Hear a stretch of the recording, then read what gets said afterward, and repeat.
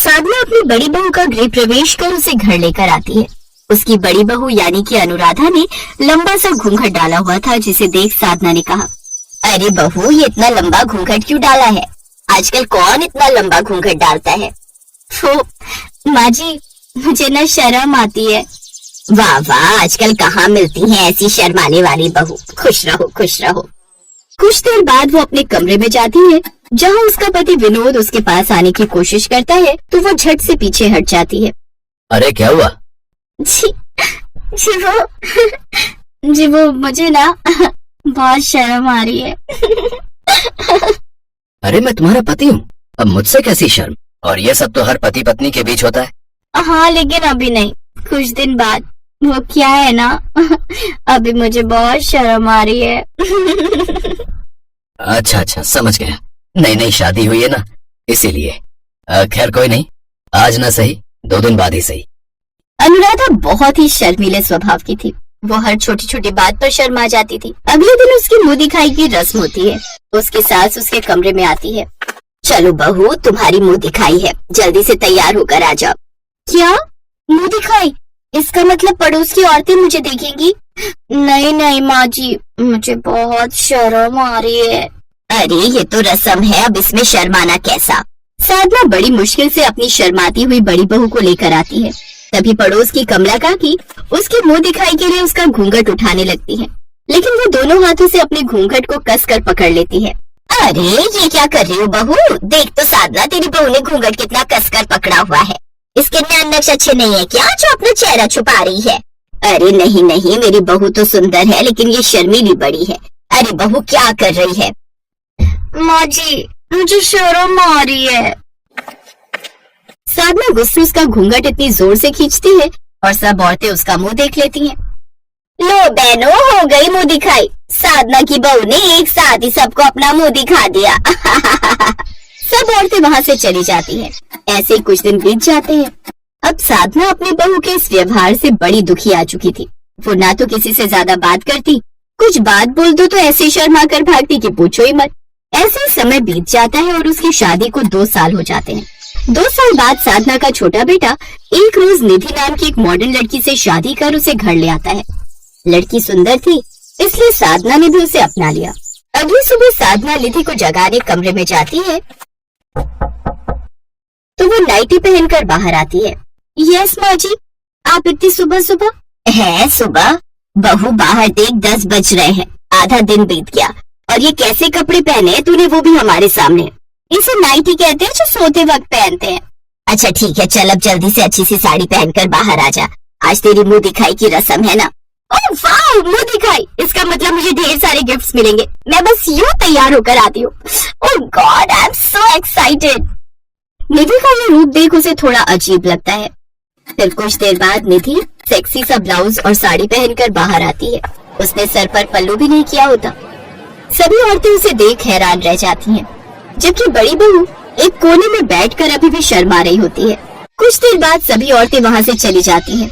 हाय, कैसी औरतें, इतने सारे समोसे भी खा गए और कुछ गिफ्ट भी नहीं दिया। अब साधना उन दोनों से परेशान हो जाती है। एक बहू ऐसी है जिसका शर्माना ही कभी खत्म नहीं होता, और एक ऐसी है जो जहाँ शर्माना चाहिए वहाँ भी नहीं शर्माती। अपनी मुंह दिखाई पर भी सबसे पटर पटर कर रही है। लेकिन अब इन दोनों को मुझे कुछ सबक सिखाना पड़ेगा। ये सोचकर साधना एक फैसला लेती है। फिर दोनों बहुओं को बुलाती है। देखो बहुओं, अब कुछ दिनों तक तुम दोनों को एक दूसरे का किरदार निभाना है। मतलब बड़ी बहू छोटी बहू की तरह बेशर्म और छोटी बहू बड़ी बहू की तरह शर्मीली बन जाएगी, और जो अपने इस काम में सफल रहा उसे मैं अपनी तिजोरी की चाबियां दूंगी। अरे वाह, तिजोरी की चाबियां। अब वो दोनों लालच में आकर वैसा ही करती हैं। शाम को निधि सर पर घूंघट ओढ़े अनुराधा के पास आती है। अब अनुराधा बिना घूंघट के निधि की तरह बैठी हुई थी। भाभी बताओ ना, शाम को खाने में क्या बनाओगी? क्या मतलब? क्या बनाओगी मतलब? जो तुम्हें खाना जाकर बना लो, मैं क्या तुम्हारी नौकर हूँ?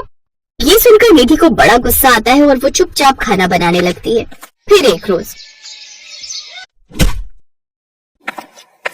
अरे किसके चिल्लाने की आवाज आई? वो जेठानी जी, जेठ जी गिर गए हैं। क्या, तो तुमने उन्हें उठाया? नहीं, वो क्या है ना, मुझे शर्म आती है। भाग में गई तुम्हारी शर्म, हर वक्त शर्म शर्म। यहाँ इंसान मर रहा है, तुम्हें शर्म की पड़ी है। अच्छा बहू, जब खुद पर पड़ी तब तुझे समझ में आया। हम तो तेरा शर्माना 2 साल से झेल रहे हैं। ये सुनकर शर्मीली को अपनी गलती का एहसास होता है। ऐसे ही एक रोज निधि की कुछ सहेलियां घर आती हैं तो अनुराधा बेशर्म बनते हुए उनसे कहती है, अरे ये तुम्हारी वही सहेली है ना जिसके बारे में तुम कह रही थी कि मंगल बाजार का 100 वाला पर्स या जूतियां तुम्हें बर्थडे गिफ्ट में दे देती है। ये सुनकर उसकी सहेलियां गुस्से में आ जाती हैं और वो वहाँ से चली जाती हैं। जेठानी जी, ये भी भला कोई बात हुई? बोलने से पहले थोड़ा देख तो लेती किसके सामने क्या बात कर रही हो। यही तो हम तुझे भी समझाना चाहते थे बहू कि तू जब मर्जी किसी के सामने कुछ भी बोलती है। कम से कम बोलने से पहले सोचा तो कर। जब तुम दोनों पर बात आई तब तुम्हें समझ आया। अब पता चला हम तुम्हें कैसे झेल रहे हैं। अब उन दोनों को अपनी गलती का एहसास होता है और वो अपनी सास से माफी मांगती है। उस दिन के बाद से वो दोनों सुधर जाती हैं। शर्मीली बहू बात बात पर शर्माना छोड़ देती है और दूसरी बहू अपनी बेशर्मी छोड़ देती है।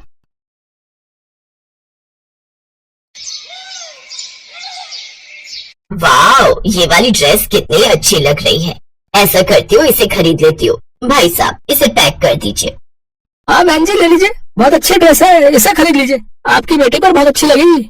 ये ड्रेस मैं अपनी बेटी के लिए नहीं बल्कि अपने लिए ले रही हूँ, समझे? क्या आपने लिए? लेकिन आपको नहीं लगता कि ये कुछ ज्यादा ही छोटी हो जाएगी? चुप कर, तू कौन होता है छोटी बड़ी का ज्ञान देने वाला? चल अब इसे पैक कर दे। अगले दिन रमोला वो शॉर्ट ड्रेस पहनकर और आंखों में काला चश्मा लगाकर घर से निकलती है तो मोहल्ले की औरतें उसे देखकर बातें बनाती हैं। हे राम, इस रमोला को तो बिल्कुल भी शर्म नहीं आती। छी छी छी, ये कैसे कपड़े पहने इसने? अरे कम से कम अपने पति और बच्चों का तो ध्यान रखो। अरे पढ़ाई लिखाई तो हमने भी की है, लेकिन हम इतने बेशर्म नहीं है कि इस उम्र में ऐसे कपड़े पहने और तेरी तरह नाक कटवा दे। बेशर्म रमोला। तो चुप कर शीला, अब ओढ़ने पहनने की कोई उम्र तो होती नहीं और तुम लोग क्या जानो फैशन। उसका पति दरवाजे पर खड़े खड़े ये सब बातें सुन रहा था। वो गुस्से में अंदर जाता है। रमोला का